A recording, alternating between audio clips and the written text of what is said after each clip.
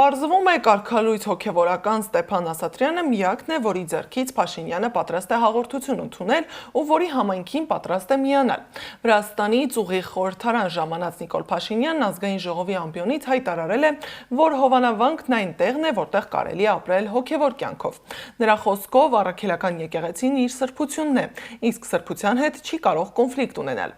Այդ դեպքում ո՞րն է Փաշինյանի խնդիրը, պատասխանել է հենց ինքը։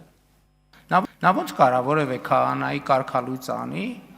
միջև, այսինքն դրանից հետո էլ առաջ էլ, թող նա հանրությանը բացատրի, որտեղից եւ ինչպես ինքը ունի կինդ եւ երեխաներ։ Եվ այլն եւ բազմաթիվ նա հանրության շատ հարցերի պետք է, նա ոնց կարա մարդ կարգալույծ անի, ինքը կարգալույծ է։ Ես որպես հայաստանյաց առաքելական Սուրբ եկեղեցու հավատավոր հետևորդ, այս ամբիոնից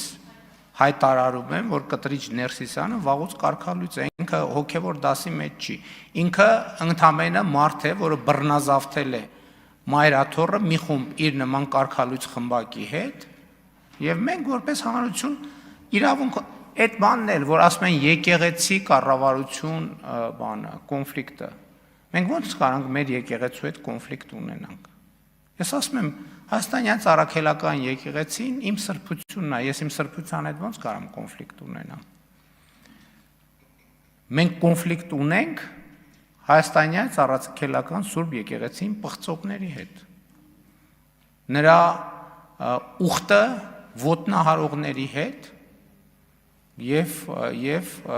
բոլոր այդ մարդիկ կարգալույծ են։